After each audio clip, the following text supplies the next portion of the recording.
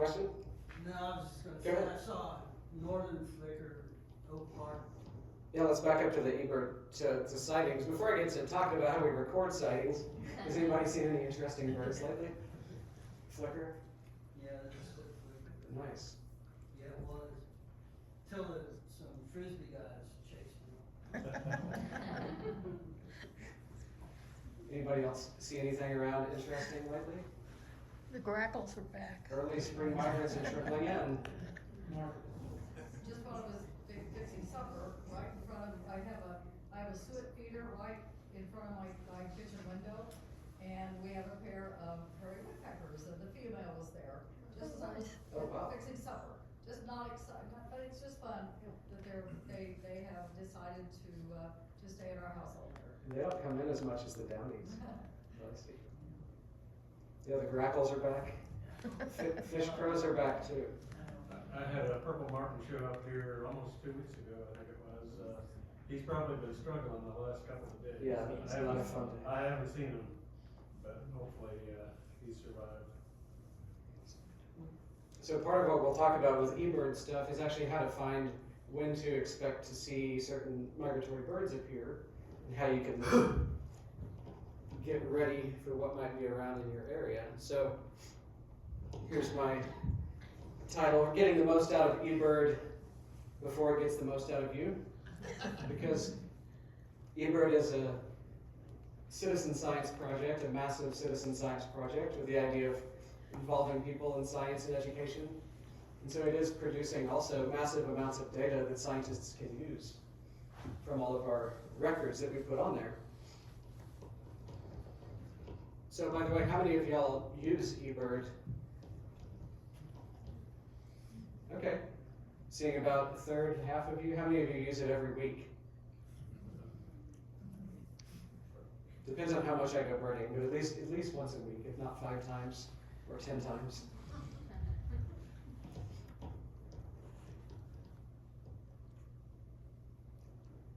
And this was just last year. They announced that they had passed 2 billion observations uploaded to eBird.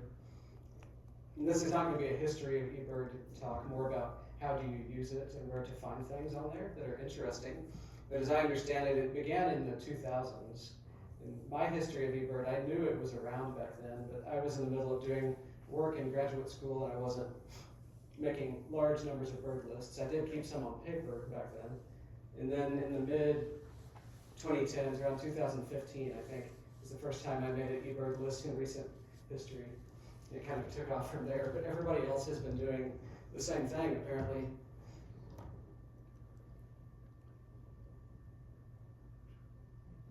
So we'll talk about kind of the overall purpose of eBird and some of the uses of it, how to make an eBird checklist if you haven't before. Maybe you could go out and make your first one, and how to use the website, because there's 2 different ways to approach it, the app and the website.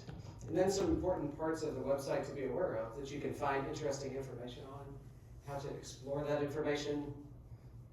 If you do use eBird, how to put photos and sounds onto your eBird checklists, how to make a trip report, and then I'll kind of compare eBird and Merlin and talk about them as well. How many of you have used the Merlin app? Nice. I see about the same numbers that used eBird, but maybe a few more that have used eBird. So both popular, but separate apps by Cornell. So in general, I wanted to first point out just how much data that we have now accumulated with eBird in this kind of citizen science project. And people are actually doing research now. So if you're interested in exploring some of that data, I just wanted to point out how to find it on the eBird website. They've done a bunch of amazing visualizations of this to look at how migratory birds move around the continents. There's this science tab right there on the top. When you click on that, you can then look at a variety of kinds of resources that they've produced in relation to all this bird data that they've been accumulating. So we could just type in a bird. There's a wood thrush right there, but you just pop that in.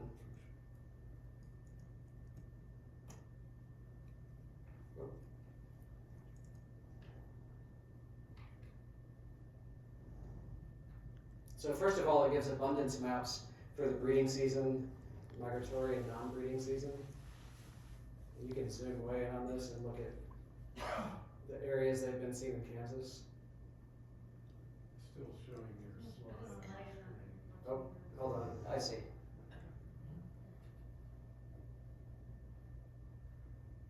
I have to escape. There we go. So this is the abundance data for the wood thrush. And that red is the breeding season.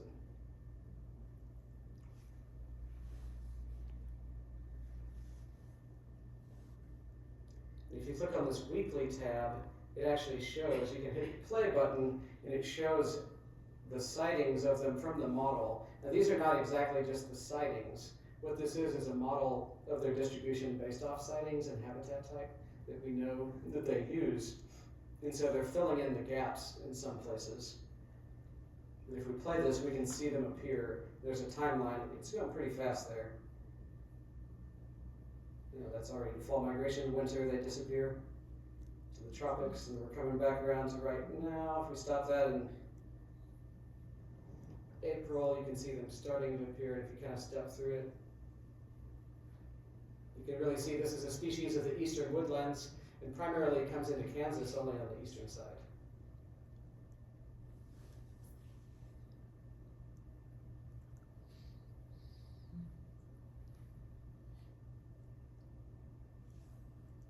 Any other species you're curious about checking out of that?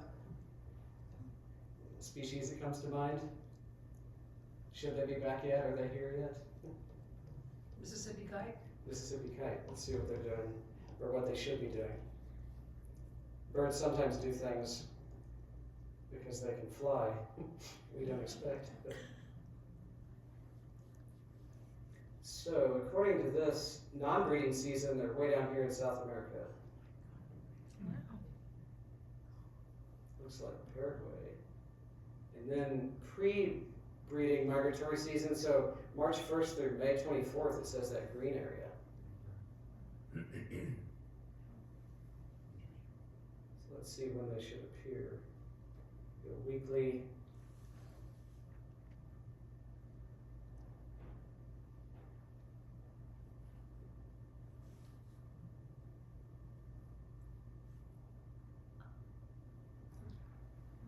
I don't know if y'all have seen any of those videos or photos, but there's a point, I think, in Panama where they migrate through in the thousands at once, sometimes. So that's 10th May.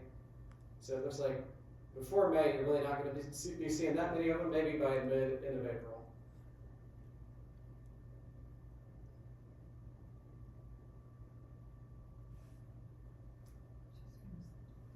So another interesting thing that you can do with this data that they have set up is there's a trends tab right next to the weekly tab.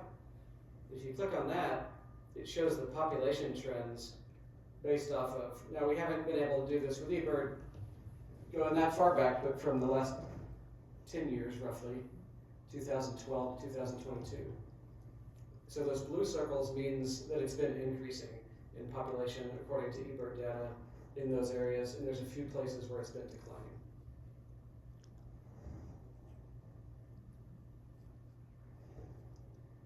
And so this is all from people's individual reports of eBird checklists where they've been citing Mississippi kites. Let's go back. Any other bird you'd like to check out there? Purple mark, please. All right, so let's see.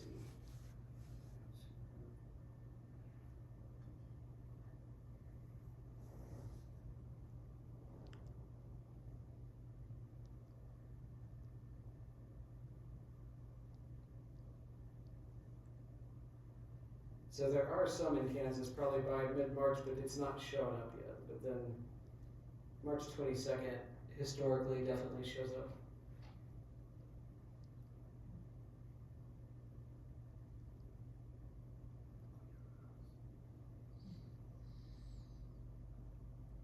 So what's a similar bird that I might be seeing that I think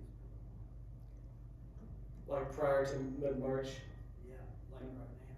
Just Well, if you see large numbers of them, flocks of them. might be European starlings, because they have a kind of similar body shape.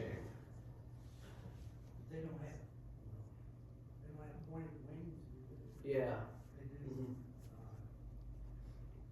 Right. And they do that kind of complex movement in the flocks as well.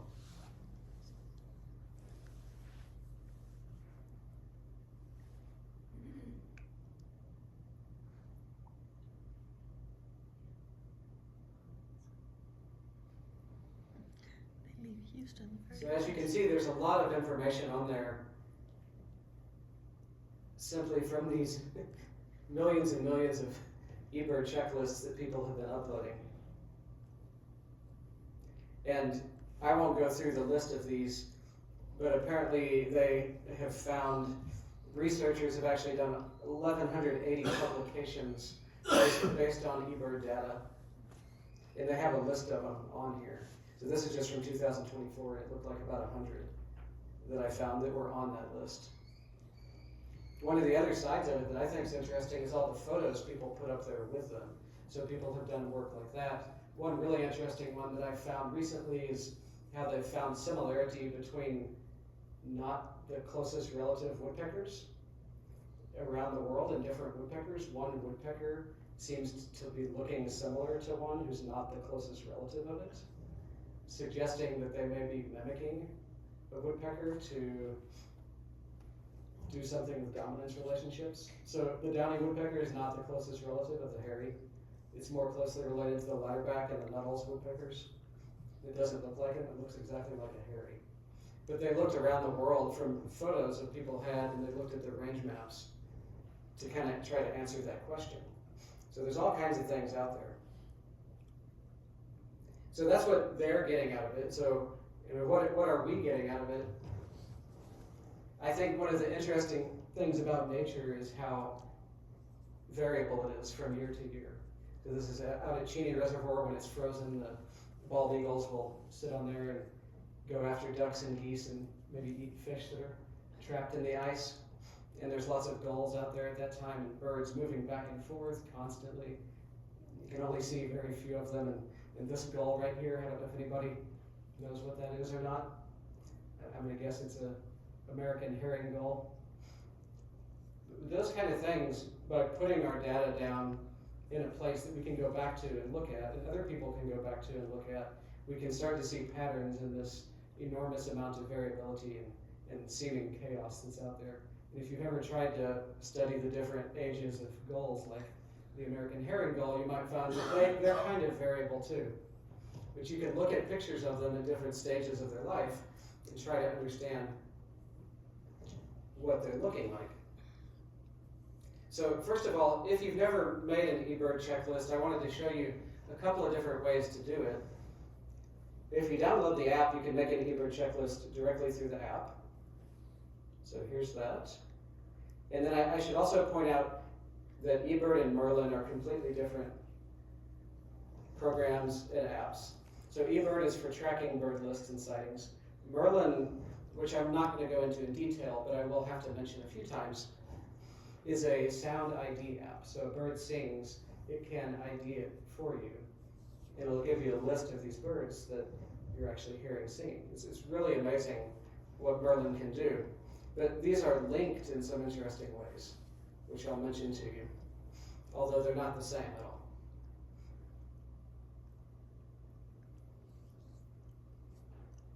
So one of those ways in which they're linked, which they have not always been, is that Merlin is not 100% perfect.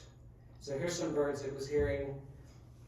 This must be a wooded park in Wichita a couple years ago from one of my Merlin recordings. But if it popped up something there that was an unusual bird for Wichita at that time of year, I might want to go back and look at it and say, was that really what that was, what it detected there? None of these would be that unusual. But eBird found that Merlin users were occasionally reporting things that were quite unusual and rare because Merlin had heard it. So what they've done now is Merlin uses the eBird rarity filters to filter out the sounds of rare birds. So it will not identify them for you. At least that's my understanding in the latest version of it. They do update these things and they change. So if people complain about that enough, maybe they'll change that.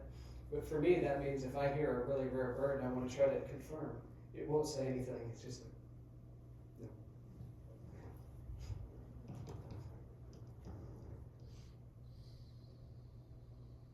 Okay, so making an eBird list. So here's the app. When you hit start a checklist, one of the things after you've made a checklist that you'll become aware of is there's different kinds of birding or birding situations.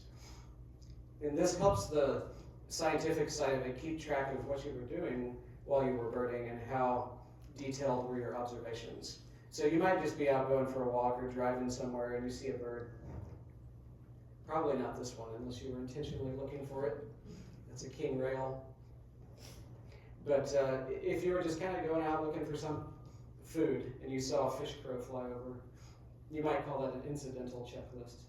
And so there's ways of keeping track of these things for your own records, whether or not you were officially out there going at it really birding. You know, if you're really out there birding for a period of time, you can call it stationary or traveling, depending on if you're just one spot or moving around.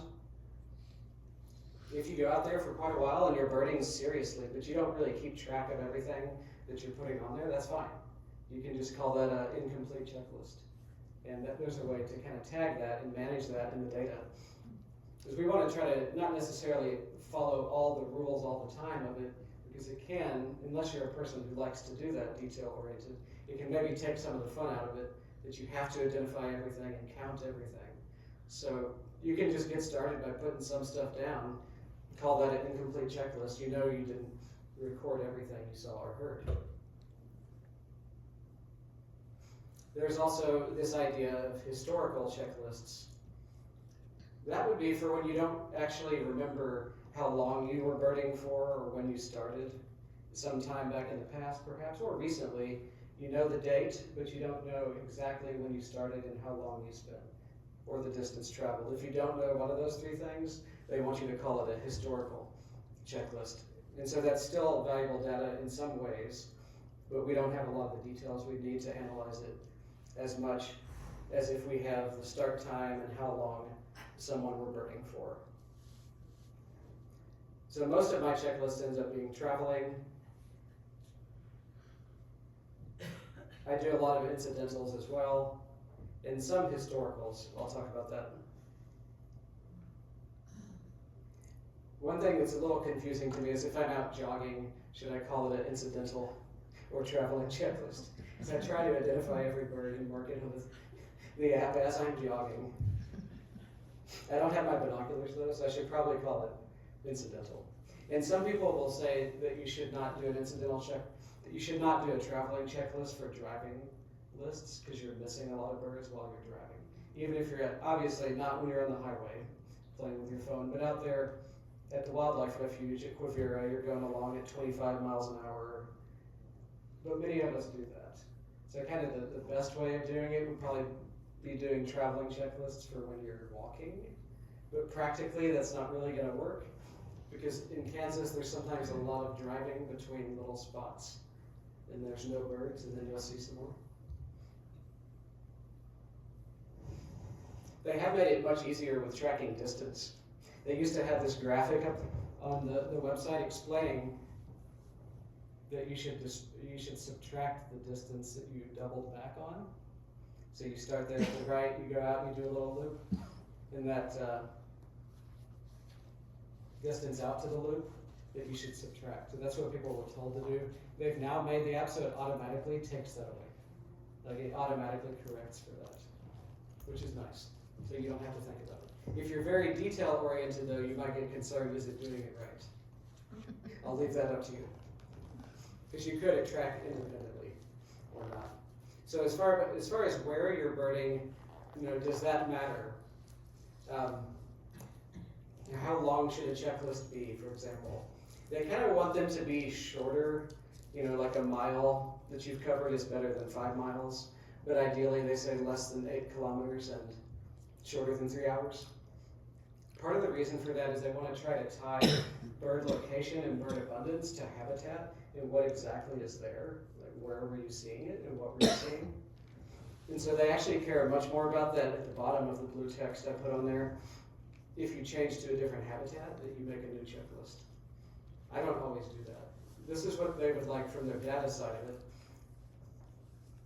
As bird watchers, though, we might sometimes care about county or state lines because you want to see a bird in a certain state or a certain county that you've never seen before. As far as eBird's concerned, that doesn't make too much of a difference unless it's a really rare bird. So as far as choosing location, it can be an interesting kind of thing.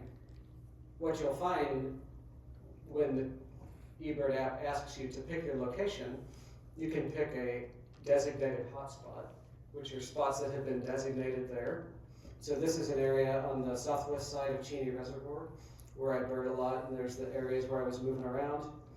That's actually a pretty big area, and you can probably drive for about 5 miles, even staying in one county or walking around that far. So you may just put the one hotspot, that's where I was. You could also, though, make your own personal locations. So if you were birding in this area, there's a little trail there, or you were looking out at the lake over here, those are very different. Birding into the lake, seeing the water birds versus hiking in the woods versus this spot. You can make your own personal locations, and it will save those, and you can reuse those. There's nothing wrong with it doing that. In fact, it's a finer detail level than the hotspot. Some of our eBird hotspots have just been put at a fairly wide scale in some places. Some places they're really detailed.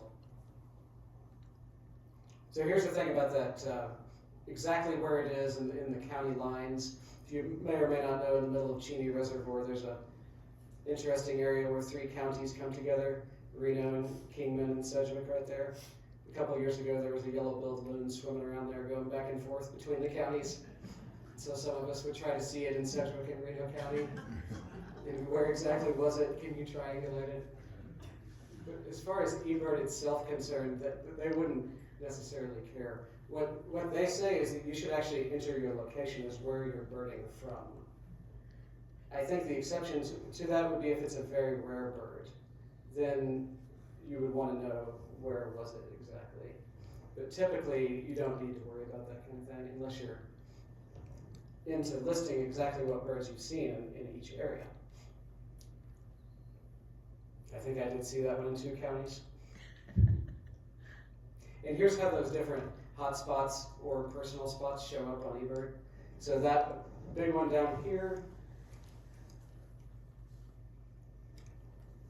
is the Cheney Reservoir Dam, which is in Sedgwick County. And then this up here is the Cheney East Shore Park, which is in Reno County. But that covers a huge area all the way up here. So this is where individual people were putting their sightings of the yellow-billed loon from. And some people would put it where they saw it at. But a lot of times people were just putting it where they were from. That'd be a good way for someone else to go back and see it.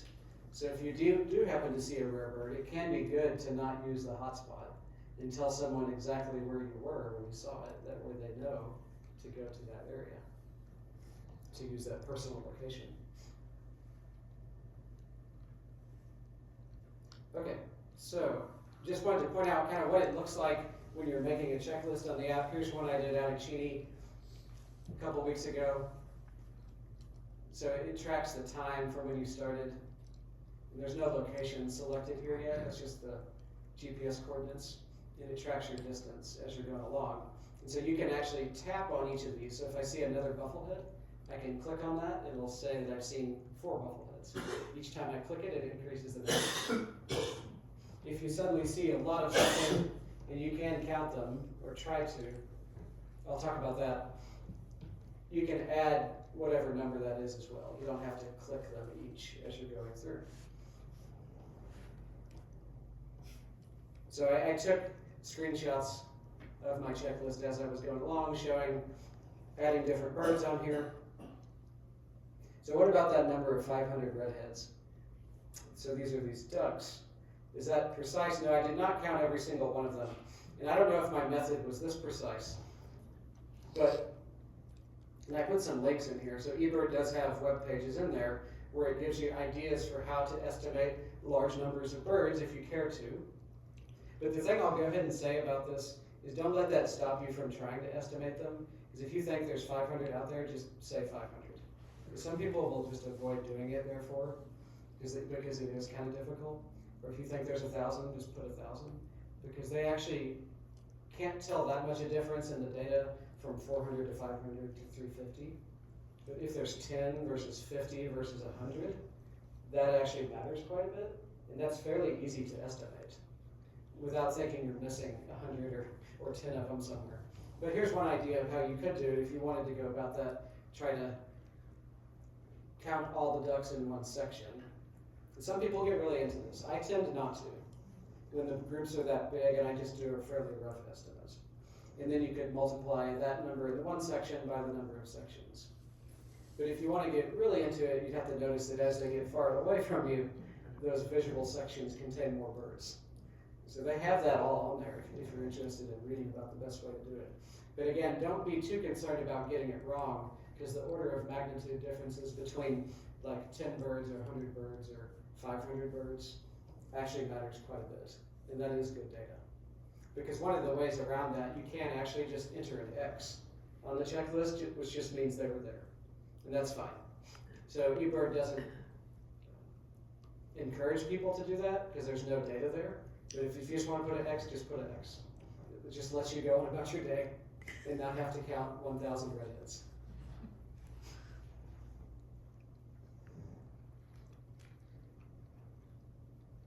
Another thing about entering birds on the checklist, there's a search window here. When you type the species name in, you don't have to type in American widgeon, the whole thing.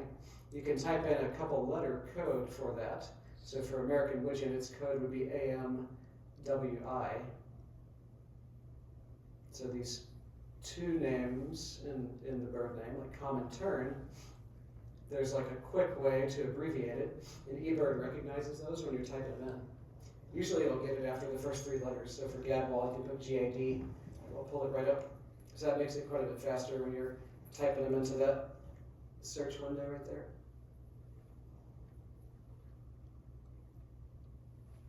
Then kind of going along here, I'm adding some more birds to my checklist.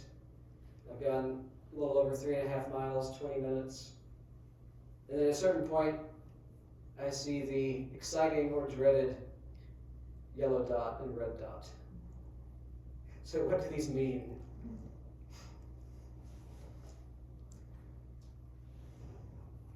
It was interesting that this long-tailed duck was not flagged as rare to me. It was not, but we'll talk about that. So these mean different things. The yellow dot, the red dot, and the fact that sometimes certain species of birds are called rare by eBird.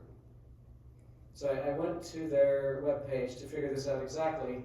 So what the yellow dot means is that it's been reported on fewer than 6% of the checklists from that particular area, which is a 20 by 20 kilometer square, during that 3-week period in the past 10 years. So it's infrequent or uncommon. The red dot means it's not been reported during that same situation, time period, area. So red dot does not mean it's rare.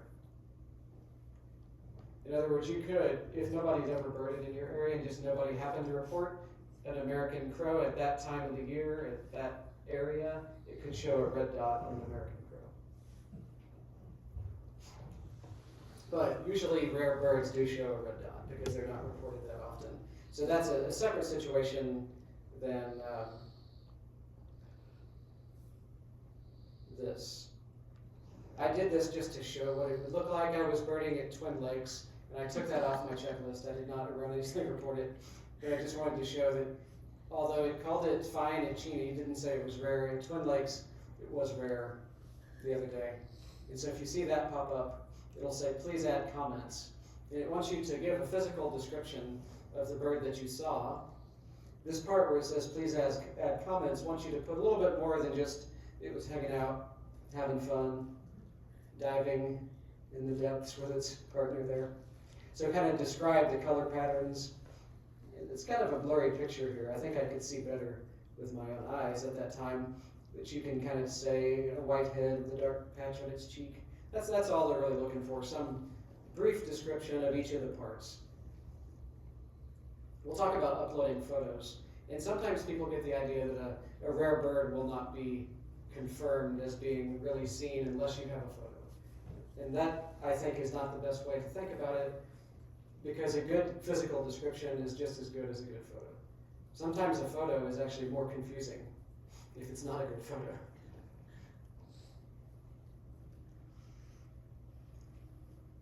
So what kind of things on eBird might make a bird come up as rare? Well, it could be like these two, which actually are seen as rare pretty much all the time in most areas of Kansas. This is a sage thresher here, except in far western Kansas, they're rare. Anytime a black scoter, pretty much rare in the winter when they might show up. And this is a Dunlin in non-breeding plumage. And this one was in the winter. I don't remember the month, but eBird called it rare. But they're not seen as rare during migration. It was at a time of year when they're not all that common in that particular location. So sometimes, especially now, like in March and April, as things are beginning to come in, there may be a bird that you put on your checklist that's just arrived a little bit earlier. So there are filters set up on the eBird system by reviewers who have a general idea of, in Kansas, when are these birds appearing. But as things change with the climate and so on, birds may be violating our previous ideas of when they should show up. And so it may just be it's a little bit early. So you can just go ahead and describe what it looked like just to make sure we know that's what it actually was. And then say maybe it's a little bit early. You may or may not know that, though. So if it pops up as a rare bird on your checklist, it's best to just go ahead and try to, my mic go out here? Well, I'll speak a little bit louder. If it pops up there, it's best to just go ahead and give a physical description of the bird.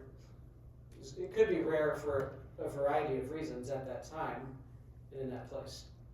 And then you could also just kind of walk through the woods and try to remember the birds you saw and just relax as you're doing it. Sometimes looking at your phone all the time can kind of bring forward this anxiety about technology and doing it the right way.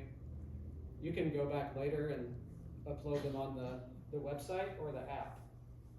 If you start the app while you're out there, you can just not look at it and just stop it when you're done, and it records the exact location and time and duration of your trip, and then you can go back and put them up there later. Some people like to write it down on paper, and that's a great way to do it too. And if you like, you can upload them later.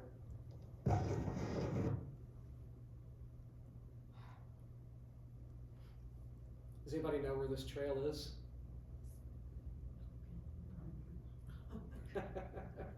It surprised me when I saw that picture and then I saw the location. It's the tiny trail at Quivira Wildlife Refuge headquarters through the cedars here. I don't usually see many birds in that spot, but it looked very peaceful in that photo. So you can also, I just wanted to briefly show you, make a checklist from the website.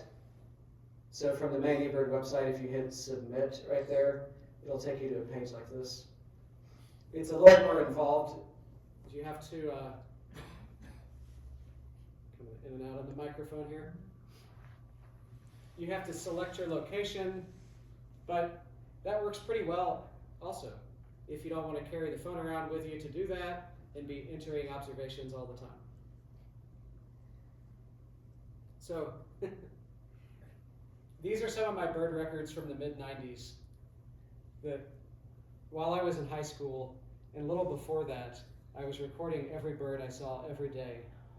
So this is pre-eBird stuff. So I was kind of just waiting for eBird to become a real thing. I didn't know it at the time. And this would probably be easier now if I had some kind of a automatic app to take that picture with and upload it. But you can, if you've got a bunch of old records in a spreadsheet, you can actually take that whole document in Excel or other forms and upload the spreadsheet to eBird. It wasn't all that hard, and I figured it out. So I have not done it with all my old records, but with some of the good months, like April and May, I went back and uploaded some of those old data so I could search them without having to page through all of this. So that's just kind of fun to know that you can do that. And that one would definitely be called a historical checklist. Okay. So the My eBird page. So from the main page here on the website, all of these checklists and data that you've been uploading can be explored on this page. So this shows interesting things like at this time in the last several years, how many birds I had seen, or how many birds I've seen worldwide. Or you can look at your latest checklists over there, see what birds you've been seeing. So there's a lot of interesting information you can get really into or a little bit less into.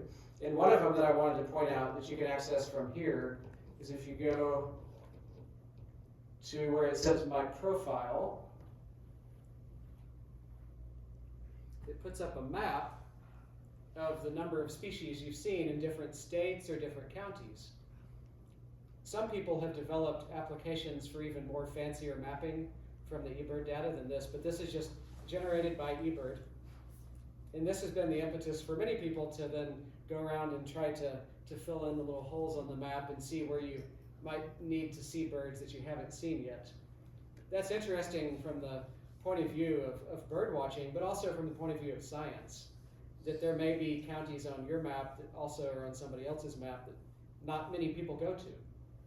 So some people try to find those kind of holes in the eBird map and try to fill them in. And there is in Kansas a big group of county listing bird watchers trying to see as many birds as they can in different counties around the state.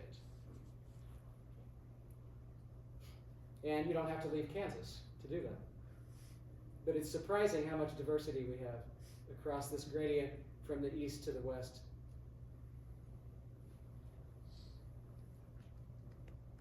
Okay, the Explore tab here.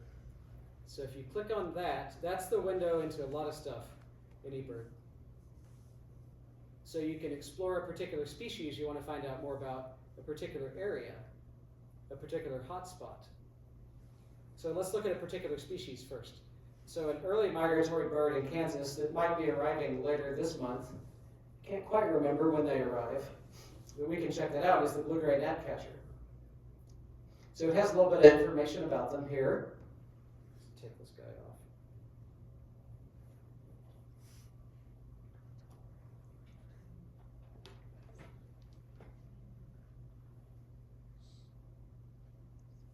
And if you scroll down from the species account, you can find a map showing year-round, just generally where they're found, but this is across all months of the year. The neat thing about this is you can filter it by month and year. So if you want to look at year-round, everywhere, that didn't give us much information, but this is this year in March. This is where blue-gray gnatcatchers have been seen. And I updated this today to have current information in it. So the closest one looks like maybe Oklahoma City. So they're getting pretty close. If you zoom in on the map and click the button over here on the right that says Show Points Sooner, you can get it to show you the exact spots where they were. And then you might want to know, like, well, are these really blue-gray gnatcatchers? Maybe somebody's taken a photo of them. If you check that box right there, not many people have yet this year. It pops up one with a photo in Alabama. So you can actually click on that and see the photo that they've uploaded. They're a hard bird to photograph. So let's take a look at a couple more examples of this with some of the birds. I just put a list of early spring migrants up there. Is there any other bird you'd like to see on the map to see where they're approaching right now? How about ruby-throated hummingbird? Let's check out ruby-throated hummingbird. Let me go back to my page here.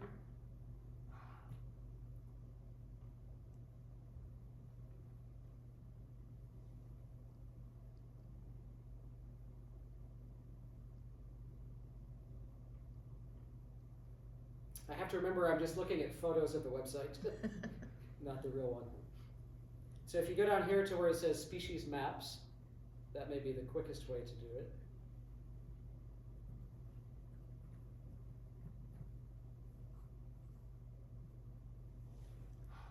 Now this is just year-round, all years.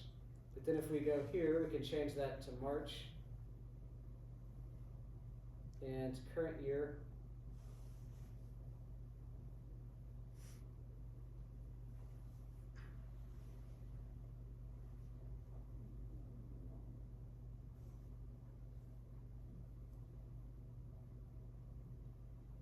And there it goes. So there are some down on the Gulf Coast already. Maybe almost coming up into eastern Texas towards Oklahoma there. Any other early migrants you'd like to check out?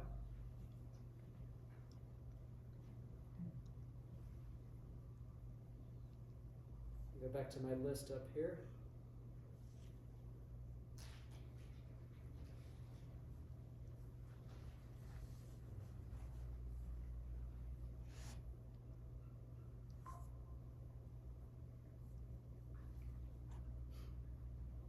So Louisiana water thrush is an interesting semi-aquatic warbler that migrates north pretty quickly.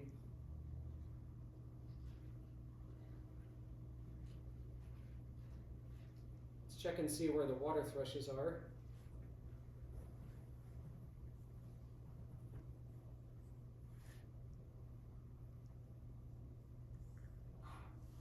And I think if I just change the name there, it leaves the time window the same. And so this is right now, this month. They've already been, one has been observed in Missouri, and they're coming up into Arkansas already. So I would expect eastern Kansas now or in the next couple of weeks, they might start popping up there.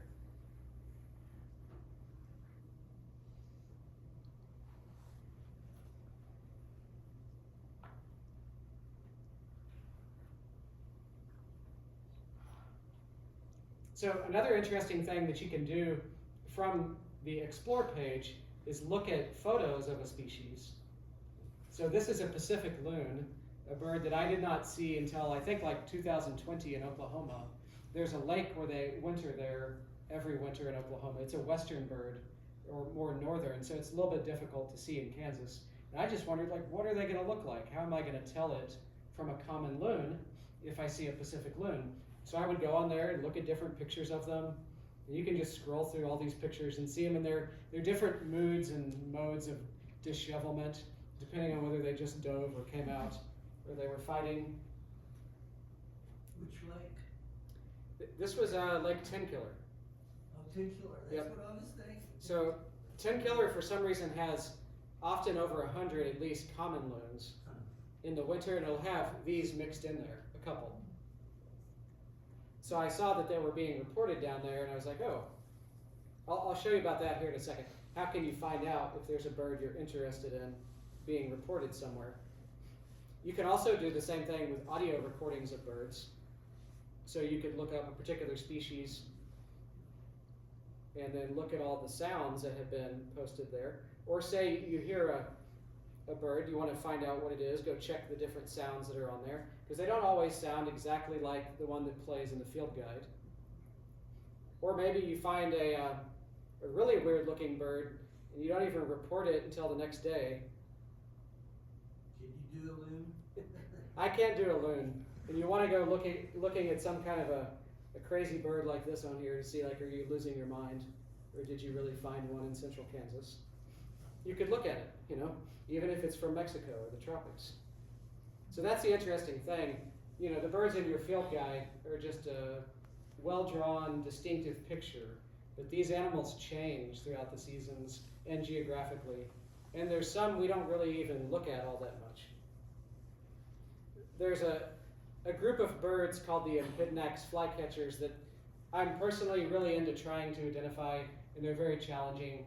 So I'll just kind of like pull up one, like this, these are dusky flycatchers, kind of just look through them and see if I can get an idea of what they look like and how they're different from the more common birds or the other ones that I have seen.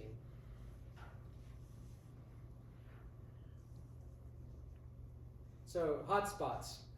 Here's some of my old hotspots from Little Rock, Arkansas in my spreadsheet notation on paper. Some of these are probably eBird hotspots now. But I had a whole system down. So if you go to the Explore page, you can also find a map like this. When you click on Explore Hotspots, it goes in, and it's a heat map where the red areas indicate that there are hotspots where more species, number of bird species have been seen in those areas compared to others. So you can see here in Wichita, because we've seen more species here than less populated areas focused around Kansas City as well. And then way out here in southwest Kansas, because a lot of crazy or very good bird watchers or just people who want to see interesting scenery go way out there to see what they can find that's come over from Colorado. If you zoom in a little bit more closely, oops, you'll start to see the actual hotspot icons on the hotspot map. And so the red ones have had more species reported there, the blue ones less, and the green ones less. So you can actually find interesting spots sometimes on here that might have lots of birds, but just means that nobody has been going there all that much.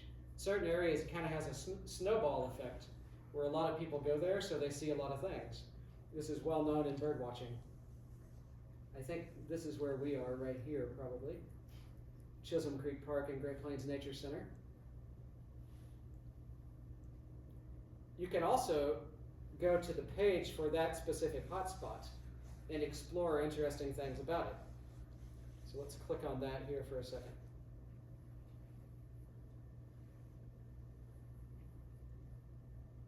That should show our checklist from the other day. Yeah.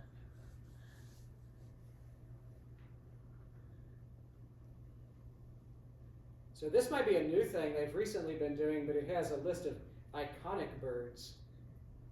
The woodcock is listed as an iconic bird of March, but it has a list of the kind of birds you might be expected to see at this particular area at this time of year. So you'll kind of know what to expect as you go out there looking around. I saw this brown bird with a dark cap. Maybe that was an eastern phoebe. So you can kind of almost use this like a specific field guide to what's supposed to be around at this time, because this is when people have seen them. And it gives with each one a bar chart that shows the times of the year when those species are seen. You can also from here click on recent checklists. This is the one from last Saturday, I think. Yep. You can pull that up. There's the barred owl. Eastern phoebe. Oh, pine siskin, nice.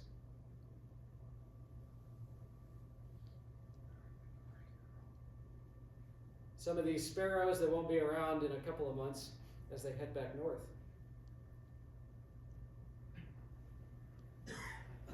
So from this kind of main landing page, for each hotspot, you can see quite a bit of information on there. It also have a list of recent photos.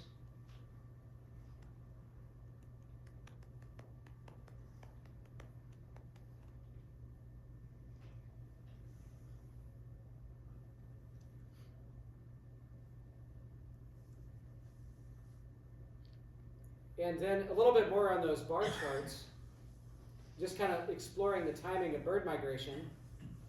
You can go to a wider area as well to look at that. So just at this park here, you're not going to see all the birds that will show up in Sedgwick County, because there's not a large body of water, for example. So I happen to do this for Kingman County. So you can go to Explore on the main page and enter Kingman County as the location. And the counties are the general regional level at which things can be explored. You can also enter Kansas, and it will pull this information up for the whole state. So this month in Kingman County, it looks like so far people have seen roughly 64 species. If you go down to where it says bar charts right there, it'll show this kind of information. And so it's got for the whole list of 292 species that have ever been reported on eBird in Kingman County, the times of the year when those birds appear. And the wideness of this bar indicates the commonality of the bird. Sometimes if you see a little narrow dash that would indicate a more rare species that's only been reported a few times. You can also click on this line graph right there, or that dot, that's indicating an actual observation. If you click on that observation dot, that'll show you the map where they've been seen in that particular area. If you click on the line, little line graph right there, it'll do like this. So this is when barn swallows start returning to Kingman County, and it should be pretty soon, but like April, they start to be reported. What this is frequency of reports of them. So how many checklists have been put on eBird that have barn swallow in it? Not that many by the beginning of April, but by the time we get into May, it starts skyrocketing. Like a quarter of the checklists have a barn swallow reported. And you can also compare, if you want to get really into this, compare all the swallows that you're interested in and see which ones pop up at what times, who's a little bit later, who's the earliest. That pink line is the earliest, and that's the purple martin. Cliff swallow is a little bit later than the others. You can see when they drop off. I don't do this kind of stuff all that much, but it's interesting to look at this time of year when I'm starting to think about, okay, what should I be looking out for?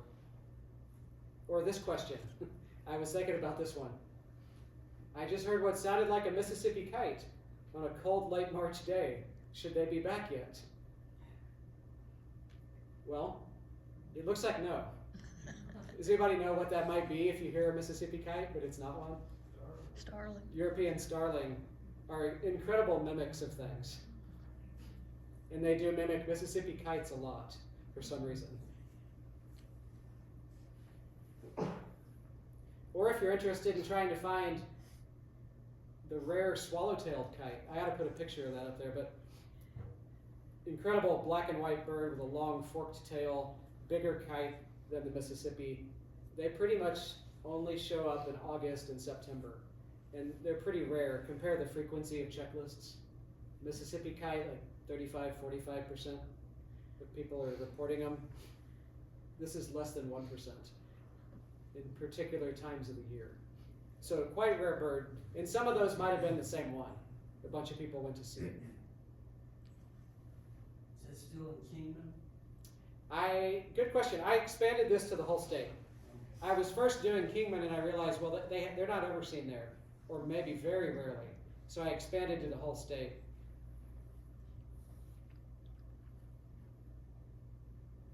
Another interesting thing in relation to eBird data in nocturnal migration, are y'all aware of the Birdcast website? There's a link to Cornell because it uses eBird data, but done by a somewhat different group of people involved in using radar to track nocturnal migratory birds. So this was from last night. They've already got it going, I guess, the dashboard webpage for Sedgwick County, that they estimate that many birds crossed over. They know what they look like on radar. Now, what are they? We don't know exactly what they are, but they're expecting certain birds to be migrating now. Certain ones are leaving or coming through, and so they have a list over there based off of eBird. Which birds should be migrating, starting to move through, or going back north right now. Okay, we're getting close to the end here. A few more things. Take another breath there. Does anybody know where in Kansas this is? Point of Rocks. Morton County. Cimarron National Grassland, Point of Rocks. One of my favorite spots in Kansas where you can see Colorado, somewhere way out there. And where you can see pretty much every bird from the eastern and western United States, except the ones from California. We're just waiting on those. And the seabirds. Looks pretty green. Yeah, the cottonwoods down along the river there act like a kind of a corridor for migratory birds.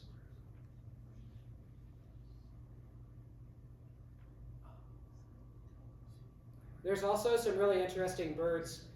I call them rock birds because some of them live intentionally or only on rocks, like canyon towhee, rock wren, and rufous crowned sparrow, which you can only find in rocky kind of places like that. So if there is some kind of particular bird you're interested in finding or seeing, you might wonder, like, what birds are out there that I haven't seen? On the Explore page, there's a lot of stuff on there, as you can see. You can also click on this tab called Target Species. And you could go like, so in March, in Sedgwick County, are there any birds I've never seen in Sedgwick County that I could see in March? So there's an interesting one, Carolina chickadee. So that one's at the top of the list, but also rough-legged hawk, and I've apparently never seen these in Sedgwick County. Yellow-throated warbler makes sense. That would be pretty rare in Sedgwick County. There are a few Buick Wrens. And you can change this to the entire state of Kansas or the entire country. Like, what birds have you not seen? If you want to find out this time of the year, what should I be out there looking for that I've never seen before? You can also, from the Explore page, do this. And now this is kind of maybe going to the next level, but it's interesting, and some of you might be interested in this. If there are certain rare birds you're interested in seeing, from the Explore page, you can also go to the Alerts button. And on there, you can sign up to receive alerts on your email about rare birds being reported in Kansas or particular other states. I don't really visit other states all that often. I have that on there to kind of know what's been showing up around us, because maybe they'll show up here next. But I mainly pay attention to the Kansas one, or things I've never seen in Kansas itself. So if you're into county listing, which I'm not really yet at this point, but you could have a needs alert. So let's say there's a bird you've seen several places, but you've never seen it in Stafford County. It'll pop up on that list. You can also just go click on these. You don't have to get the email alerts. You can just see what rare birds have been seen in those areas.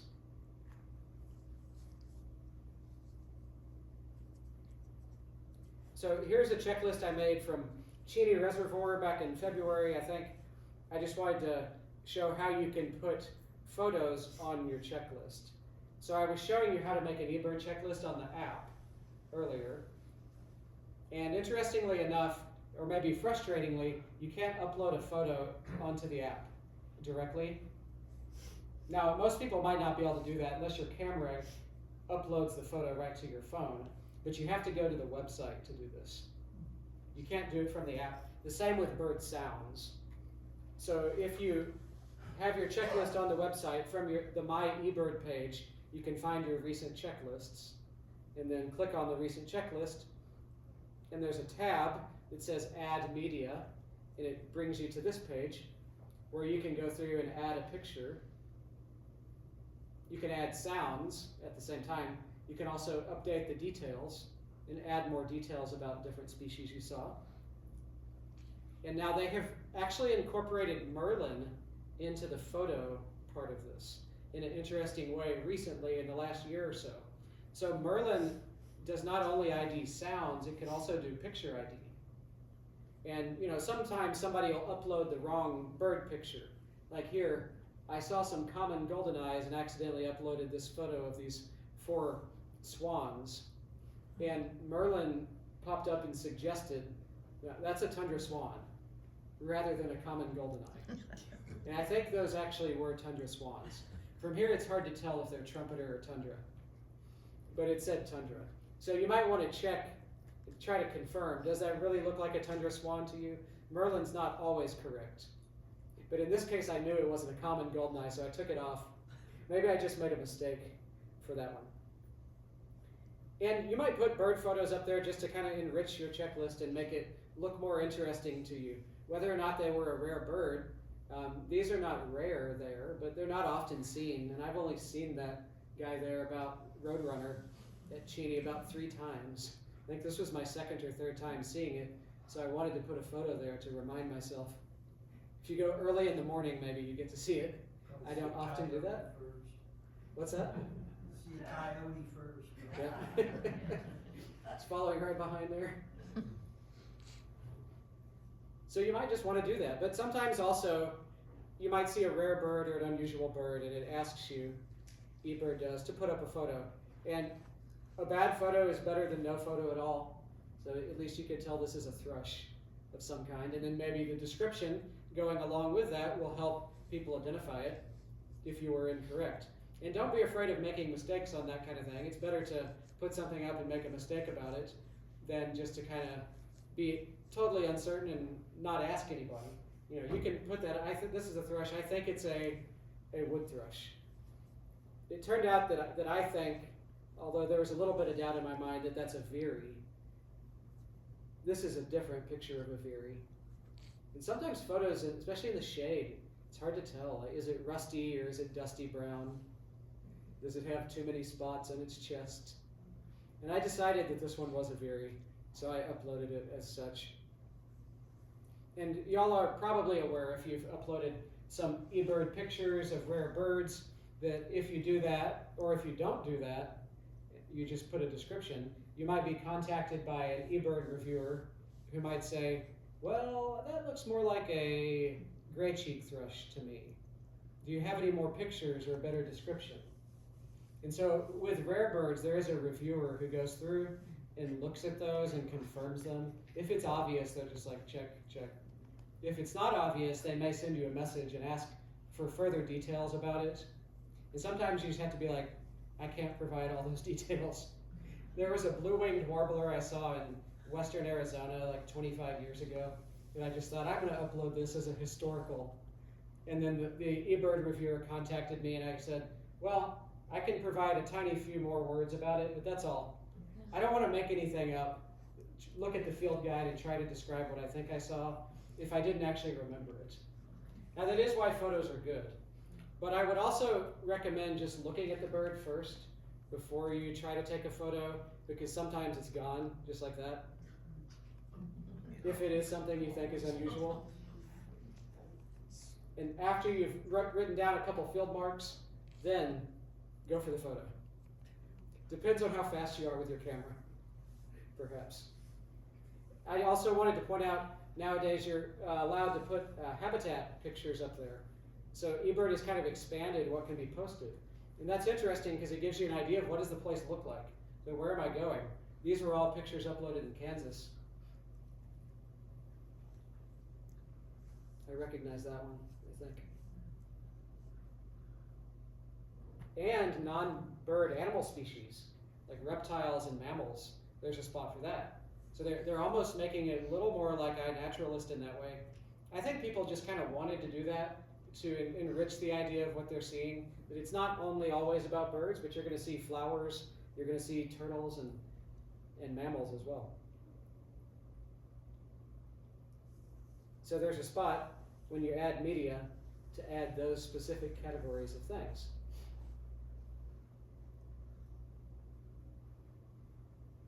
And I don't want to go too long here. Let me go through a couple of the remaining points and then we'll wrap up. But I did want to mention interesting thing you can do now, because eBird doesn't like a checklist that's 80 miles long. They like it to be a mile or 2 or 3. You can upload multiple eBird checklists and compile them into what's called a trip report. So you can go back and see how many species you saw over that whole time period. So you go to Arizona for an entire week, and you just go in there and you set the dates from your My eBird page. Go to trip report on the left side. Set the start date and time, end date and time. Name it, and it generates a trip report covering that whole period. It also allows you to remove particular checklists if you didn't want to have that one in there. And you can share them with other people in your bird watching party. It also lets you do like a yard bird total. So you can call, I mean, you might just have one spot as your yard, but maybe you have a couple of areas you consider to be your yard, especially if your yard's really tiny like mine. And so you can track that kind of thing. You can also create what's called a patch, which means there's some local areas you like to go to, and you just want to combine that and see how many birds have I seen in this area. Because you combine them from multiple areas, you get a better picture of what's going on. So I made one in Riverside, not including Oak Park, because we all know that Oak Park is the place for migratory warblers. It still is. It's not as good as it used to be, I hear. But so I excluded that. I just wanted to know in Riverside, like my yard or down the street, what birds have I seen? And I did one for Cheney, because if you look at the hotspot map for Cheney, there's like 30 hotspots around it. So if I just want to know which have I seen at Cheney, that would be a way to do it. Same with Quivira. It's got like 25, 30 different hotspots on there. So about adding sounds, you can add sounds a similar way to doing it with pictures. From the eBird checklist page, go to Add Media, and you can upload bird sounds. This is a prairie warbler that Andrew Miller found out at the west side of Cheney Reservoir, which is a pretty rare bird in Kansas anywhere. It was just singing its head off in late May last year. So I recorded that. Now you can record it with Merlin. The way that some people use Merlin, though, is they may have it running for 5 to 10 minutes, identifying birds all the time as you're going along. And then it can be hard to go back through that and find exactly when was that bird calling. You can do it. Be a little careful about that. I've heard that Merlin recently set it to where with the update, it doesn't automatically keep your recordings. You may have to set it to allow that. What I usually do is use some other app. Let me flip ahead to that real quick.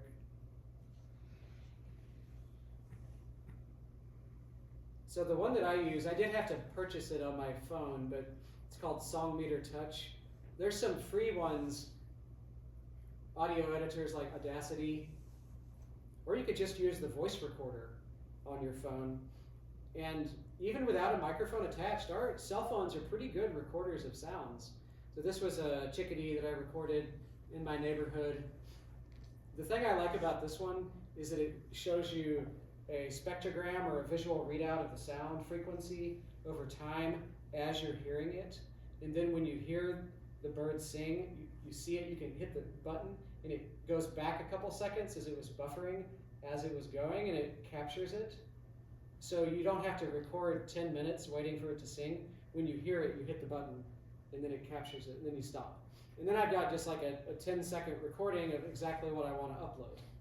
There's one thing I've heard some of the eBird reviewers say is they don't like to listen through a 5-minute recording trying to find the evidence of what this bird song was.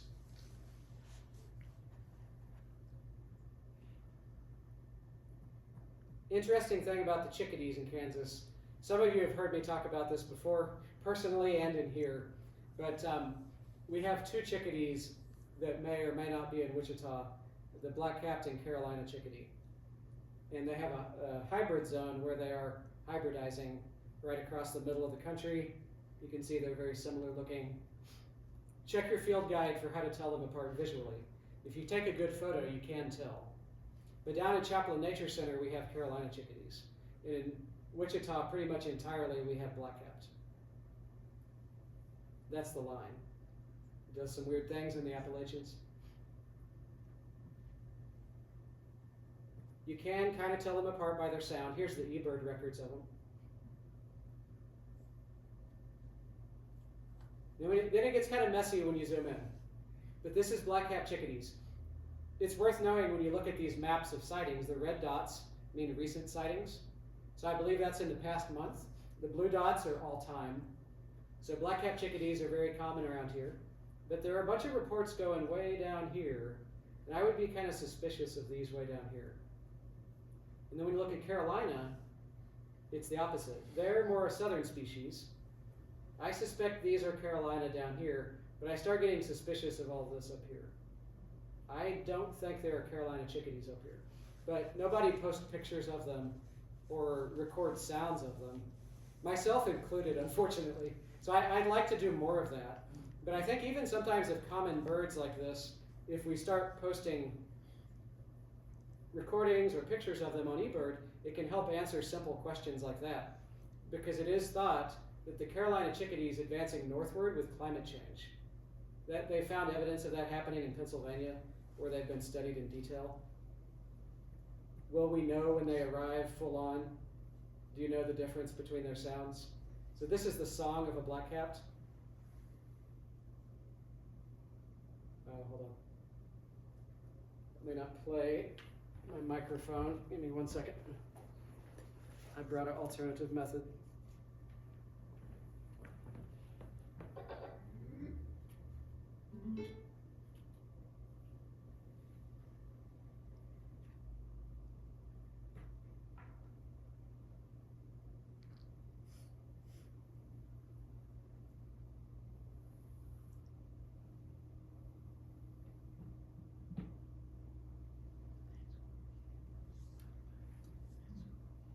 Let's try one more method here.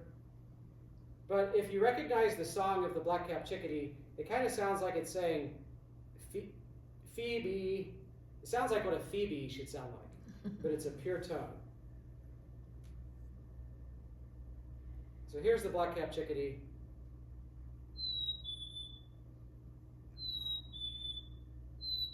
So that's pretty distinctive.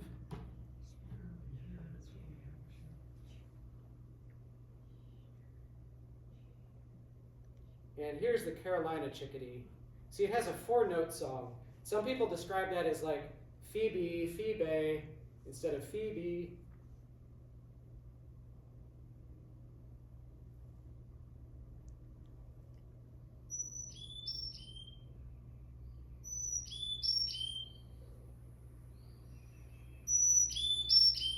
So I've never heard that in Wichita.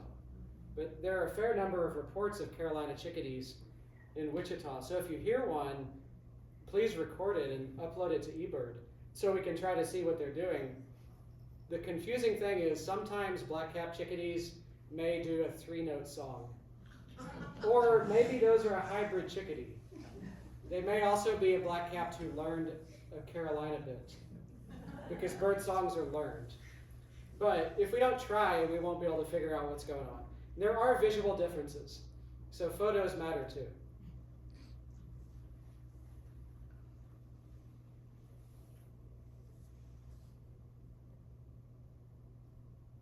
That's a weird one I heard in Mulvane. You can actually connect a microphone to your cell phone to get really good recordings through some of those apps, and it extends the reach of Merlin. But you don't have to. You can get pretty good recordings even without. This is a western screech owl I heard in western Kansas back in August. You can see it on the spectrogram. I'm not going to try to play the sound. It was pretty soft, but just kind of like, you can't connect a microphone. By the time I connected the microphone, it was gone, or it had stopped calling. So I just did my cell phone for that. And then just kind of the last thing about Merlin and eBird, this is what they say, which I believe is probably a good idea. That you don't want to use Merlin to suggest what the bird is if you yourself don't know what it is and then report it to eBird, especially with rare birds, but I think even with more common things like Carolina chickadees.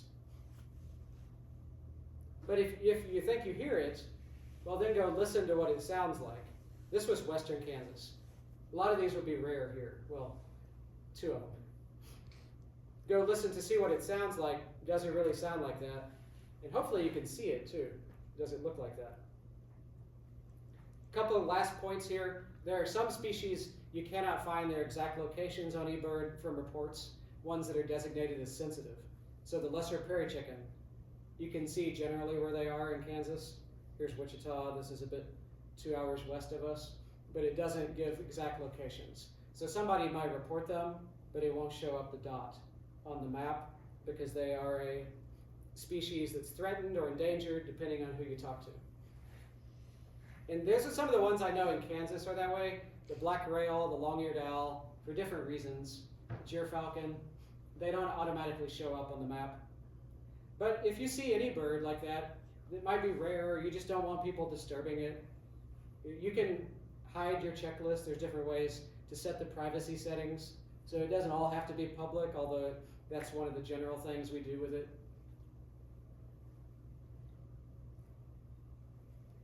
Last couple of points here. You can download your eBird data. You can also download everybody else's data. I wouldn't recommend doing that unless you want to have your face melted with data, unless you know how to use the statistical program, which I don't remember anymore. But you can't do that. So researchers are downloading this data and analyzing it. And then last, I wanted to point out that there's another really good resource you should know about if you don't use it. The Kansas Ornithological Society, totally separate from eBird. Primarily in the recent decades, Chuck Oddie has been doing this, but keeping track of records of birds seen around the state, like the dusky flycatcher. And it has a lot of older records, or even some newer ones, that people just don't put on eBird, but they report. Especially the rarer birds. People may not be using eBird. We're all a lot of people are going that way, but not everybody does. So the way to find these maps, they are a little bit hidden, but you can find them if you follow this series of steps on the Kansas Birds, it's ksbirds.org. That's the Kansas Ornithological Society website. If you go to that website, go down to the Kansas County Checklist Project page. So these are the links to follow. Scroll down that page to the species county dot maps, and there you can find maps like this for every species that's been seen in Kansas, showing the county that they've been seen in, and it's organized by just a sighting versus a breeding record. So it gets into quite a bit of detail. Maybe not as much detail as eBird, and we're nowadays doing a lot more crosstalk between KOS, Kansas Rare Birds Committee, and eBird, where things will be showing up in both places. But there's a lot of historical records that are not on eBird. So you might think a bird's never been seen in Kansas, but if you check out this, you'll find, whoa, there are actually a couple records. Okay, that's it. I went a bit over an hour there, though, so hopefully everybody's still with me. Let me know if you have any questions. There'll be some time to chat afterwards as well, and I think we have refreshments in the conference room back there. Thanks for coming out.